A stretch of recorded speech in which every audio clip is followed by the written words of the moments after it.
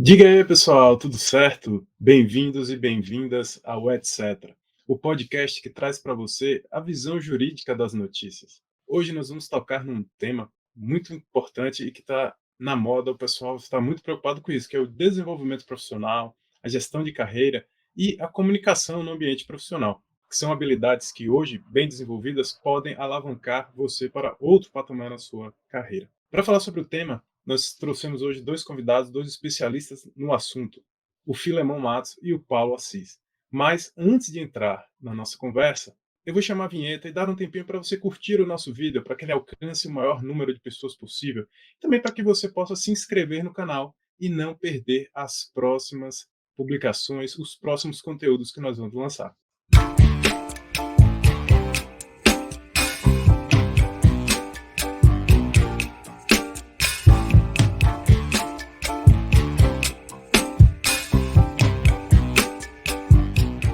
Bruno Damasceno, estou mais uma vez aqui dividindo a bancada do nosso podcast com meu amigo Max Bandeira. E aí, Max, tudo certinho? Tudo certo, Bruno? Bom dia, Fio. Bom dia, Paulo. Queria dar as boas-vindas aos nossos convidados, Filemão Matos e Paulo Assis. Vou pedir para eles se apresentarem para o pessoal também, para conhecer um pouco mais da trajetória deles. Vamos começar com o Paulo. Paulo, você pode se apresentar para o pessoal, por favor? Bom dia, é um prazer estar aqui com vocês, muito obrigado pelo convite. Eu, eu sou o Paulo Assis, eu sou um apaixonado pelo mercado imobiliário, acho que é a melhor definição que eu posso dar aqui. Tenho já 30 anos de mercado imobiliário. As minhas paixões hoje, profissionalmente falando, são vendas, digital, tecnologia, marketing e, por que não, fundamentalmente pessoas. A gente consegue fazer tudo isso através das pessoas e por isso a gente vai falar um pouquinho sobre liderança. Hoje é um prazer estar aqui com vocês.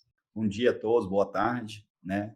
Com muita alegria, estou muito feliz de estar falando com pessoas que eu gosto tanto, que eu tanto admiro e aprendo cada dia mais um pouco com cada um de vocês e poder trocar com todo mundo que está assistindo a gente aqui também.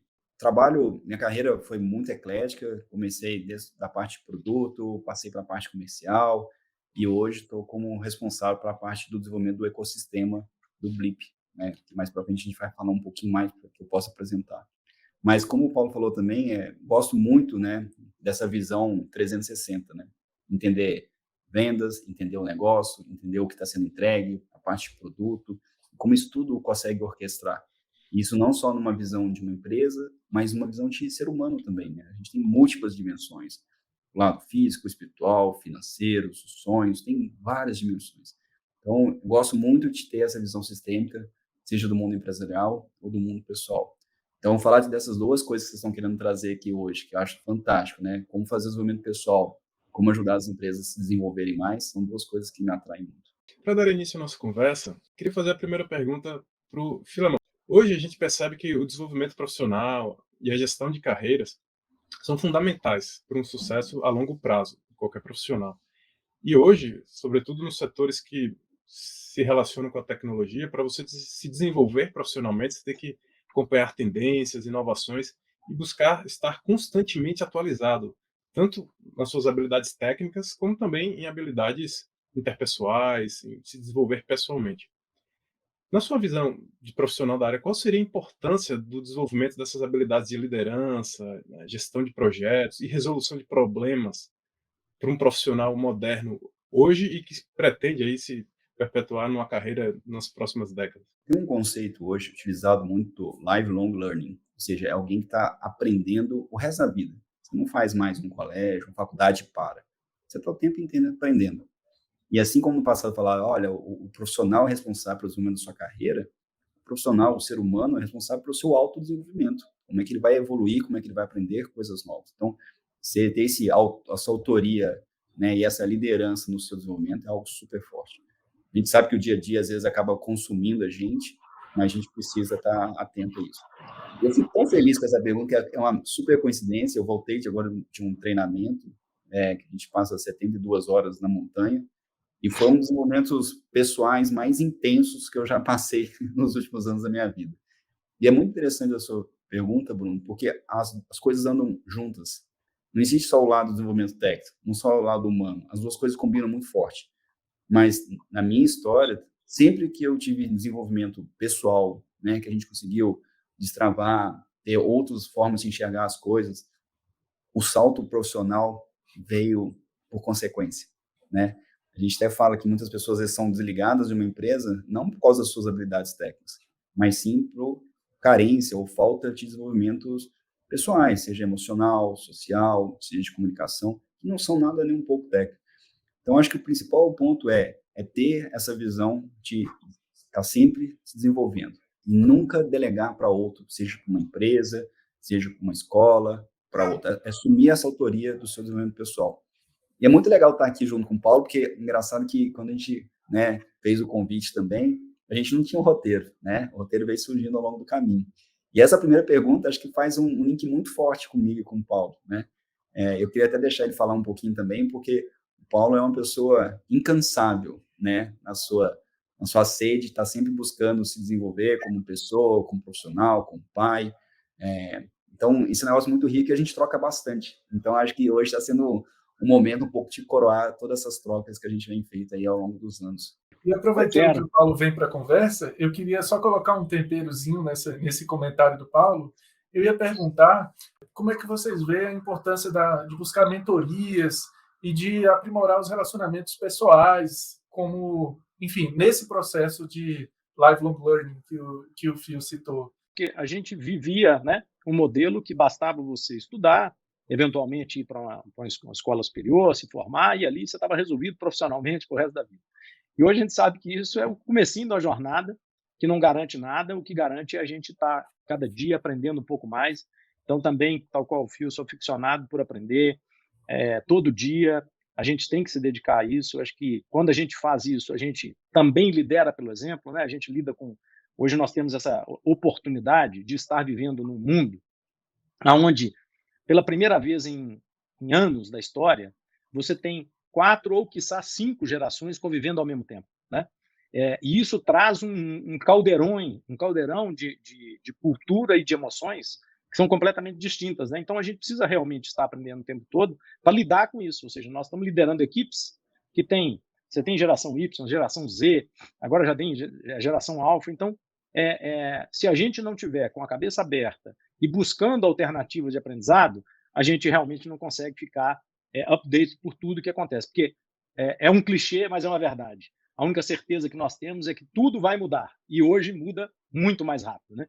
É engraçado que eu falo com várias pessoas e é um negócio óbvio, mas a gente às vezes esquece, né? O Paulo falou que a única certeza que a gente tem é da mudança. E outro dia eu estava escutando uma palestra de um médico que ele estava falando que talvez eu erre aqui nos números, mas se peguem a ordem de grandeza, que o cérebro nosso é quase, acho que 1/8 do peso do corpo, né? É muito pouco perto de tudo, mas ele chega a consumir até 1/4 da energia. E aí ele falava que, então, o cérebro não gosta de mudança, ele vai tentar te segurar. Ele vai te segurar porque gasta muita energia, né? Então, isso é muito interessante. E aí, voltando no que o Paulo comentou, eu acredito muito nesse lado de desenvolvimento. E acho que aqui uma das coisas que eu posso deixar para quem está assistindo a gente se enxergue com uma visão 360. Né? Você é mais do que simplesmente um pai, um marido, você também é um filho, você tem o seu lado espiritual, você tem um lado financeiro, tem um lado profissional, o lado social, o lado que você vive em comunidade. A gente não foi feito para viver sozinho, a gente foi feito para viver em grupos. Mas hoje, né, pós-pandemia, a gente acabou ficando muito isolado. A gente está tendo que reaprender a viver em grupos. E aqui vem uma das coisas que eu aprendi nos últimos dias, né, que também é uma coisa óbvia da natureza, mas bichos da mesma espécie andam juntos. Você não vê uma raposa e uma galinha andando junto, né? Você vê raposa com raposa.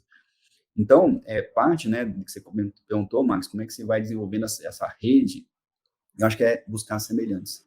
Não uma visão de semelhantes no sentido que a gente viu muito falando de questões de redes sociais, ficar você vivendo numa bolha. Mas você conviver com pessoas que compartilham do mesmo valor, dos mesmos princípios de vida e que trazem elementos muito mais fortes de desenvolvimento, que são melhores que você, né, te impulsionam a buscar cada vez melhor, te inspiram, te mostram, como o Paulo falou, pelo exemplo. E a gente nunca vai ser nota 10 em todos os dimensões da sua vida, né? E nada é tão bom que não possa ser evoluído.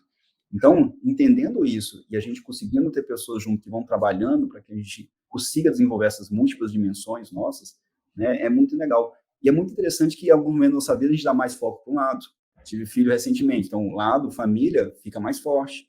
Às vezes depois o lado de relacionamento, de casamento, profissional. Então a gente é cíclico, né? E nossa habilidade é perceber os ciclos que a gente está passando e ir buscando. Eu acho que essa beleza. E networking, relacionamento, tem um poder enorme. Acho que a gente ainda subestima, ainda não entendeu ainda tudo isso, né?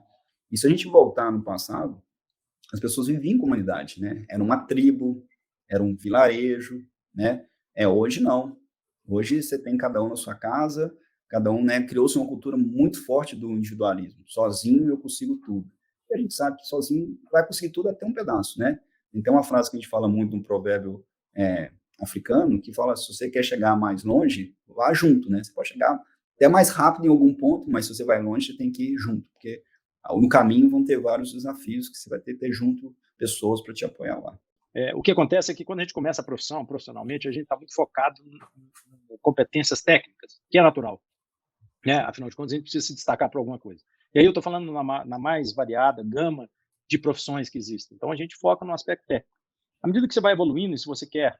E hoje eu vejo a juventude quer feedback, parece que é de 3 em 3 semanas, né? De 3 em 3 meses, quer saber logo, e quer crescer, e quer liderar. Isso é o tempo, né? E não tem jeito, e tem um período de maturação. Mas, a partir do momento que você vai desenvolvendo competências técnicas, você precisa realmente absorver outras competências, porque senão você acaba virando um especialista e fica sozinho. Não nada contra os especialistas, né? Mas se você quer trabalhar com grandes empresas, você quer ter um negócio, você tem que ter a habilidade de liderar e se relacionar com pessoas. E aí, as famosas soft skills que a gente, de alguma maneira, está abordando aqui, né? Muito bom estar nesse podcast em que a gente não precisa nem entrevistar, está muito boa a interação de vocês. Eu queria até aproveitar essa conversa só para acrescentar mais um temperinho e pedir para o Paulo comentar, no que diz respeito aí às habilidades de liderança, como é que vocês atuam para inspirar e motivar equipes, vocês que são líderes de equipe, né, já há algum tempo.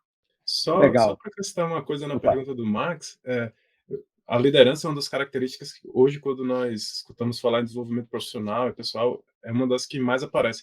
Mas aí eu vejo de muita gente dizendo assim, eu vejo grandes líderes que nasceram com esse dom, que viram isso, e que isso não cabe a mim, eu não me sinto confortável. Vocês acham que isso realmente também, essa capacidade de liderar é algo que é inato, você nasce com esse talento, ou é algo que você pode trabalhar no seu dia a dia e melhorar e acabar se tornando um líder de equipes? São duas perguntas, duas perguntas boas, né? Assim, que elas trazem boas reflexões. Eu vou começar pela segunda, depois eu vou para a primeira. Eu não acho que a gente nasce nato, porque senão eu estaria indo contra o que eu acabei de dizer agora há pouco, que é mindset de crescimento, né? Ou seja, a gente tem a capacidade de desenvolver qualquer tipo de habilidade desde que a gente queira se dedicar a isso, né? Eu acredito muito nisso, né? Então, respondendo a segunda pergunta, eu acho sim que essas habilidades podem ser desenvolvidas. Agora, com relação à liderança, a palavra que sustenta tudo isso para mim, liderança, equipes de alto desempenho, só existe uma palavra, que se chama confiança. Tudo está alicerçado na confiança. A partir do momento que existe confiança entre as equipes, aí você consegue estruturar, né? Eu digo que a confiança é a fundação para que a gente possa estruturar o resto. Aí vem a liderança pelo exemplo, né? Porque o exemplo, ele é tudo, né? Vale para filho, vale para equipe, né? Ou seja, se eu quero que meu time se dedique, eu tenho que ser o cara que mais dedico, né? Eu sempre falava para o meu time, eu falei assim, fazendo as analogias que a gente faz, né? Vamos dizer que você vai para a guerra, eu sou o primeiro lá no front. Eu só quero ter certeza que atrás não vem bala nas costas, né? Que o pessoal nos forneça a retaguarda. Inclusive, se você estudar sobre o aspecto dos SEALs, né, aquela equipe de alto desempenho, né, dos Estados Unidos, o Navy SEALs, isso. Eles são estruturados inicialmente em confiança, né? Porque você vai para a guerra e tem que cada um cuidar de um flanco e está acreditando que o outro está cobrindo. Então, eu diria que, para a primeira pergunta, liderança é tudo, liderança não é inato, a gente pode desenvolver, e reitero que está entre, inclusive, os valores. Eu tenho lá os valores de pessoas que trabalham comigo, né? Eu digo que são as regras de ouro. E dentre as regras de ouro, confiança é fundamental. Até para entrar numa questão que o Paulo até comentou um pouco antes, na faculdade, enfim, na nossa formação técnica, a gente aprende muito da parte técnica mesmo e não nos ensinam habilidades que serão imprescindíveis para a gente sobreviver no mercado de trabalho.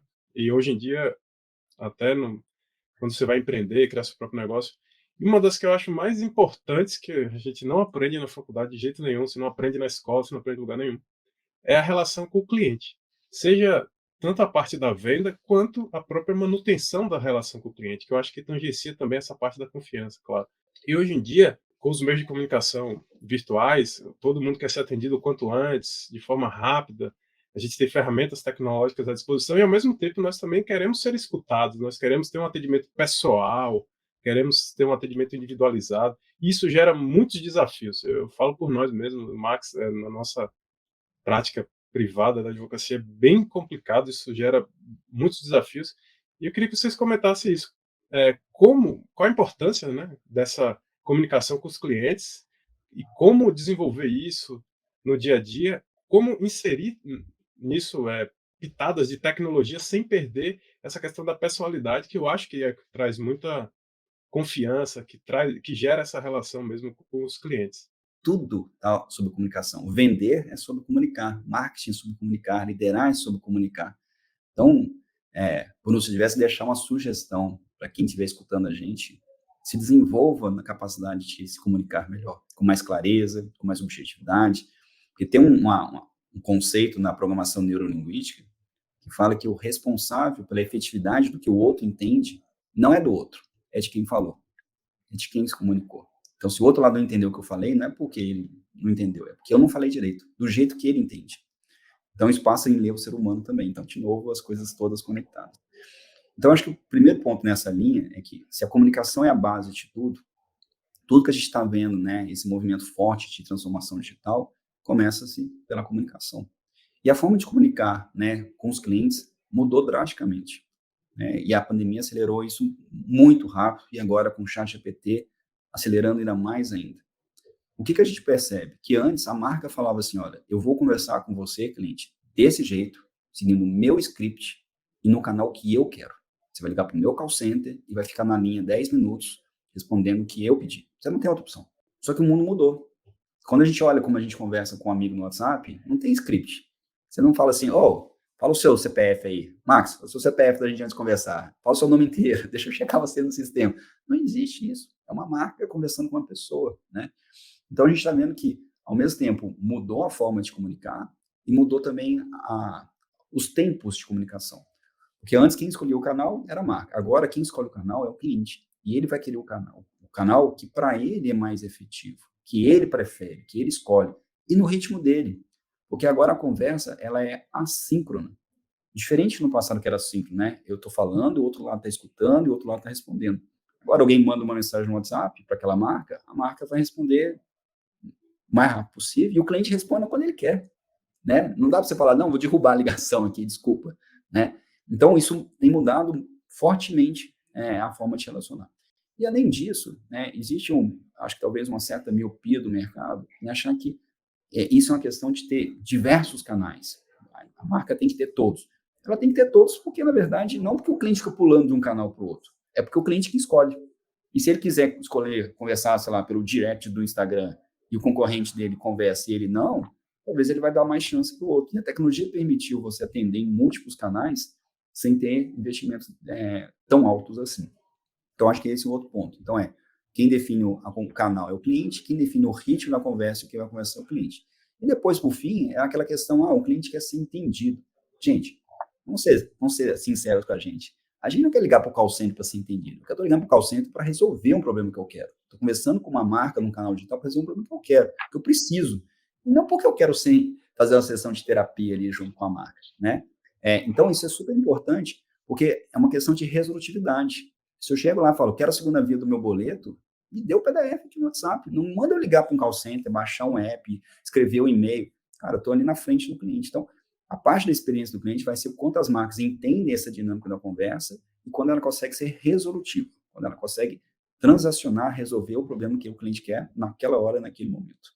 Aproveitando só para complementar, e logo depois a gente entra em algumas perguntas mais relacionadas também ao mercado imobiliário, para trazer o Paulo para essa discussão também, queria fazer uma pergunta relacionada à multicanalidade, enfim, como é que a empresa pode manter os diversos setores, os diversos canais atualizados, porque por vezes acontece de, por exemplo, o cliente dizer pelo site que quer devolver, depois manda um e-mail, depois liga e diz que não quer mais devolver o produto, e por vezes os setores não se conversam porque o call center é terceirizado, quem responde o site é outra pessoa. Esse é um desafio, eu acho. E outra questão que eu queria perguntar para você é como é que as empresas podem responder ao desafio do falar com um atendente, sabe? Porque muitas vezes, e eu acho que, eu não sei se é uma falta de planejamento ou se é realmente impossível fazer isso, mas muitas vezes você liga, ouve 8 opções, depois ouve 5 opções, depois ouve 10 opções, e para depois você ter a opção de apertar o 0 ou o 9 e falar com o atendente, que é tudo que você queria, porque nenhuma daquelas opções servia. Como é que vocês veem isso? É interessante. A gente vê uma confusão no mercado misturando meio e fim, né? Na verdade, o cliente só está ligando para outros canais porque aquele primeiro canal que ele escolheu não resolveu o problema dele. Então, esse é o cerne da questão. Por que eu não resolvo a primeira vez que o cliente fala, seja para comprar ou seja para ser atendido? Então, acho que o primeiro ponto precisa me entender. E o que acontecia? Qual era o paradigma que existia antes?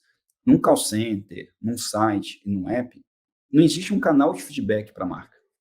Por exemplo, o site ou o app tem os 2 botões para você clicar. Não, mas eu quero a terceira opção. Não existe. Né? E só que a gente coloca isso no mundo conversacional, baseado em mensagens, seja de WhatsApp, Instagram, Messenger, qualquer outro canal de comunicação baseado em mensagem, está escrito ali dentro. O cliente falou o que ele quer. Lógico, usando a parte de automações que o Boas vai trazer produtividade, mas quando entra um humano para resolver, ele tem uma thread da conversa. Então, se eu pegar meu WhatsApp com o Paulo aqui e voltar, tem tudo que a gente falou desde o primeiro dia. Então, se a marca entende isso e ela consegue resolver o problema do cliente, e isso passa para colocar um humano, porque a cabeça do call center, né, na parte de voz, qual que era? Se eu ficar 10 minutos com alguém numa ligação aqui, custa muito caro, ainda mais com humano. E o humano, eu brinco que apesar de ter 2 orelhas, só fala com uma pessoa por vez, né? E hoje no WhatsApp a gente fala com quantos? 5, 7, 10 pessoas simultaneamente. Então você tem um ganho de produtividade muito maior. Só que muitas empresas estão presas nesse paradigma do passado, em que deixar o humano resolver dentro dos canais digitais, como, por exemplo, uma operação de WhatsApp, é extremamente poderoso e é muito mais eficiente, porque além de ser muito mais barato, é muito mais produtivo, e que se ele não resolver ali, ele vai ligar para um outro canal que é muito mais caro, e vai ficar ainda mais caro ainda aquela produtividade. Então, acho que esse é o primeiro ponto que a gente tem que ir para o cerne da questão, porque a gente começa a falar, não, o negócio é porque o cara pula muito canal, mas por que ele pula muito canal? Mas por que eu preciso de uma inteligência artificial? É porque eu não estou resolvendo. A inteligência artificial empodera, ela acelera a gente compreender para conseguir entregar as melhores respostas, mas o que o cliente quer no final do dia é a resposta. E a resposta vem, inevitavelmente, você trazendo skills, trazendo integrações aos sistemas para que eu consiga transacionar. Essa questão de comunicação é ouvir, né? A gente é muito ruim em ouvir, né? A gente quer se comunicar, mas parar para ouvir o outro e resolver, como bem diz o Phil, nós, pessoalmente, as empresas, às vezes, pecam muitas vezes por isso. Na minha opinião, são 2 aspectos que eu queria contribuir. Primeiro, que a transformação digital, para mim, tentando desmistificar muito o que se criou em virtude disso, ela tem 2 grandes objetivos. O primeiro dos quais vai exatamente ao encontro disso, que é como é que eu consigo tratar individualmente o Max, o Bruno, ou mesmo o Phil, num universo de milhares de pessoas que eu tenho que atender na minha companhia, né? Então, a transformação digital, a empresa do Phil é uma das empresas que proporciona que a gente, através de ferramentas, consiga fazer isso. Ou seja, atender pessoalmente cada um de nós num universo de milhares de pessoas. Então, acho que esse é um dos principais objetivos aí da transformação digital e, obviamente, ela traz também uma eficiência de custo para o processo, né? Então, eu acho que esses... Agora, quando eu me propus, à frente da última empresa que eu tive, quando a gente foi no nascimento da empresa, eu perguntei para o time, falei assim, por que o cliente vai comprar da gente? Eu queria que vocês me dessem uma resposta. Por que o cliente vai comprar a empresa XPTO? Aí começou aquele festival de resposta. Ah, não, porque o nosso produto é melhor, porque nosso isso, a qualidade é isso, a qualidade é aquilo e tal.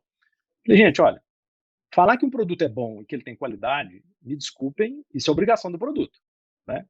A empresa que está vendendo qualquer produto, seja ele serviço ou produto físico, o que quer que seja, que a qualidade é boa, quer dizer, isso é para você estar no mercado. Então, isso não é diferencial competitivo.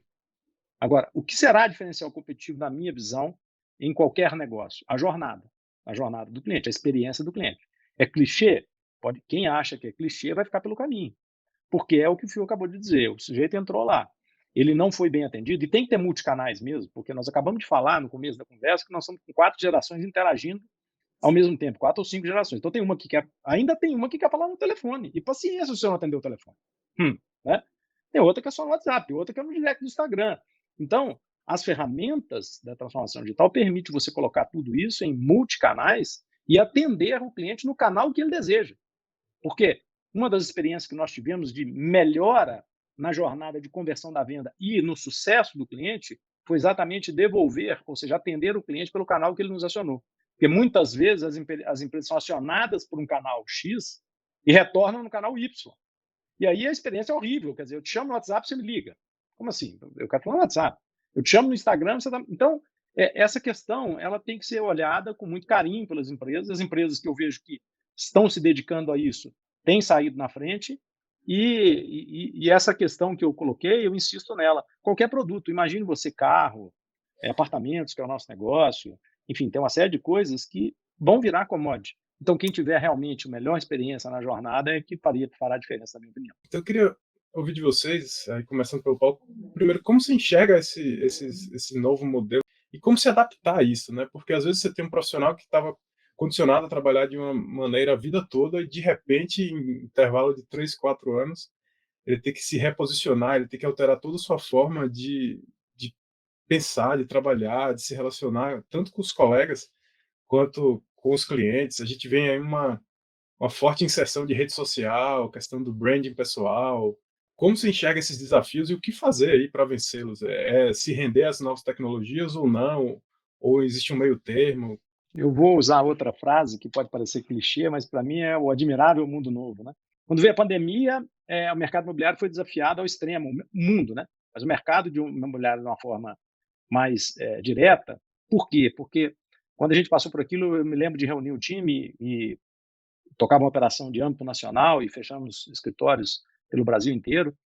E eu não tinha muita coisa para falar, quem tinha, né, naquele momento. Hoje a gente olha para trás, é muito fácil olhar depois dos fatos acontecidos. Mas eu disse para o time, falei, olha, só tem duas certezas. A primeira certeza é que nós vamos passar os próximos dias, meses, quiçá qual é o tempo que dará pela frente, junto das pessoas que a gente ama, que são muito caras a nós, porque nós estaremos dentro dos nossos lares. E essa é a segunda certeza, ou seja, a segunda certeza é que nós estaríamos dentro do imóvel. E a partir disso, Bruno, que surgiram essas grandes reflexões, porque a gente passou a olhar para o imóvel de uma forma diferente, né? Muitas das vezes a gente visitava nosso imóvel para dar aquela dormidinha à noite, né? Chegava às 11 horas, dava dormida, acordava às 6, já estava na rua. E, de repente, nós falamos assim, agora você vai realmente entender o que é o teu imóvel, vai ficar imerso dentro dele. E isso aconteceu no mundo inteiro, né? O que eu falava para o time, que o fantástico é que isso não vai acontecer no Brasil, é no mundo. E o mundo ressignificou a relação com o imóvel. Então, as empresas foram muito ágeis, né, nesse processo, acho que algumas mais que outras. A gente, por uma questão de olhar a jornada, como eu disse agora há pouco, eu já tinha me dedicado muito nesse processo de transformação digital, preocupado muito mais com a jornada do que o que aconteceu, que a gente ser obrigado a ficar dentro de casa, mas as empresas que estavam preparadas para isso conseguiram fazer o que nós estamos fazendo hoje. As pessoas operam de onde elas estiverem e a gente conseguiu rodar um negócio usando as plataformas digitais de onde for. Se você me pergunta se as pessoas têm que se adaptar a esse novo modelo, sim, com certeza, a adaptação faz parte, né? Afinal de contas, os que sobrevivem são não os mais fortes, são os que mais se adaptam. Então, a gente precisa se adaptar. A gente, enquanto geração, como eu disse, a gente, a gente está nessa, eu mais, estou na jornada que tem muitas gerações que a gente está lidando com elas, então precisa se adaptar. Por isso, a necessidade de estar aprendendo o tempo todo, por isso a necessidade de estar buscando aprendizado o tempo todo. Então, o mercado imobiliário se adaptou, tem novas formas de moradia hoje, e por isso também que eu sou apaixonado, porque você tem imóvel para qualquer fase da vida, né? E aí a gente vai se adaptando. Então, hoje, ressignificaram muito as casas, eu digo casa mesmo, não só apartamento, tiveram um peso muito grande, muitas pessoas procurando imóveis nas periferias das cidades, muitas pessoas refletindo mais o tempo que eram obrigadas a ficar no trânsito, né? Porque por estarem em casa, entenderam, olha, eu não preciso perder mais 3 horas no trânsito para trabalhar, sendo que eu posso trabalhar de casa. Então, realmente houve uma revolução muito grande. O mercado se adaptou bem a isso. Existem novas propostas hoje de imóveis, adotando muito do que aconteceu em virtude dessa mudança, que, na minha opinião, nós estamos só no início de um novo processo, tá? Do ressignificar a forma de trabalho. E isso reflete no imóvel, porque imóvel ele reflete aonde a gente trabalha e aonde a gente mora. Então, o mercado imobiliário tem essa dinâmica. Agora, realmente, você tem razão de que a forma como se enxerga o imóvel mudou bastante, o que, de novo, para mim, só traz oportunidades, né? Eu gosto sempre de olhar o copo mais cheio, o lado do copo mais cheio do que o mais vazio. Como eu costumo dizer, conversa boa passa rápido aqui, a gente chegou no nosso tempo. Gostaria já de deixar aqui nosso agradecimento aos convidados, mas vamos chamar a nossa vinheta para passar para o último bloco de curiosidades e também das indicações culturais da semana.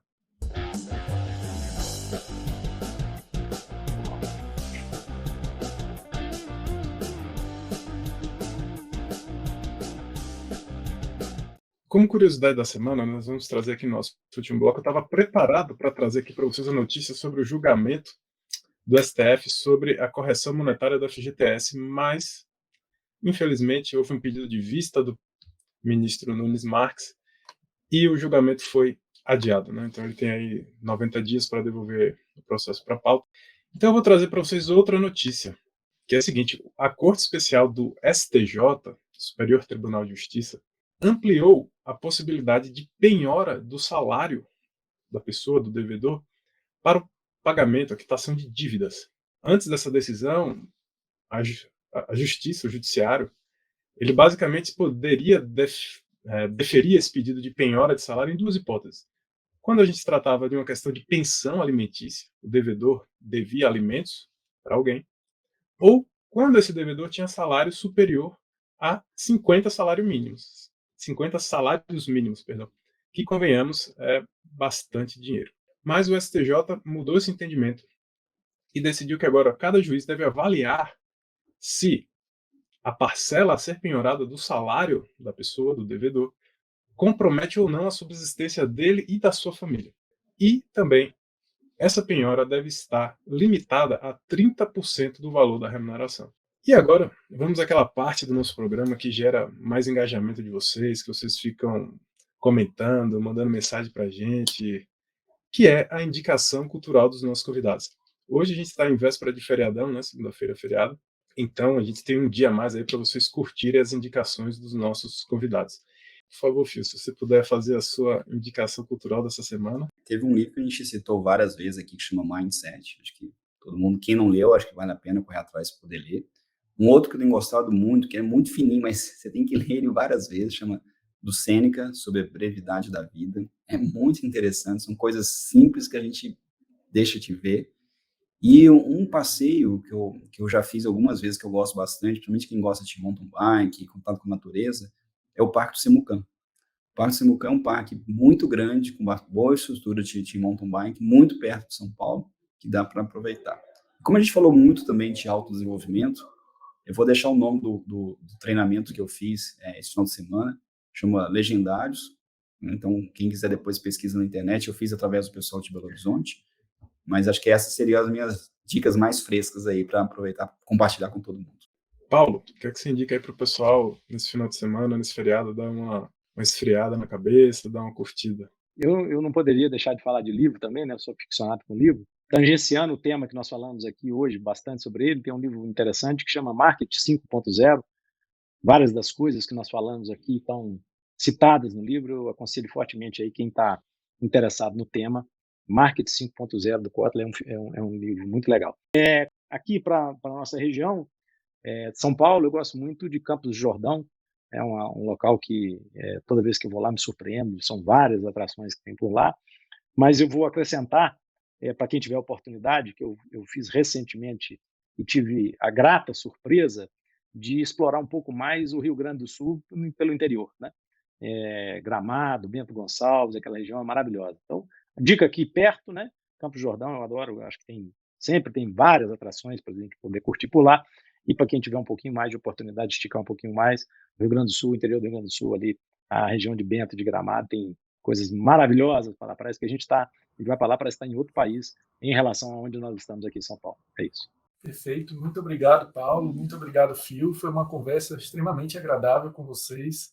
A gente aprendeu muito aqui. Queria agradecer também aí ao Paulo, ao Fio, por ter aceitado o convite, por acreditar aqui no nosso projeto. Foi uma conversa muito agradável. Queria agradecer também aos nossos espectadores que estão acompanhando a gente pelo YouTube, os nossos ouvintes que estão nas plataformas de áudio, no Spotify, no Deezer, escutando a gente aí no caminho para o feriado, na estrada, ou mesmo em casa, curtindo aí esse feriado aqui aparentemente nublado de São Paulo. Então, pessoal, mais uma vez, muito obrigado e fiquem atentos aos próximos episódios do nosso podcast. Um abraço, até semana que vem.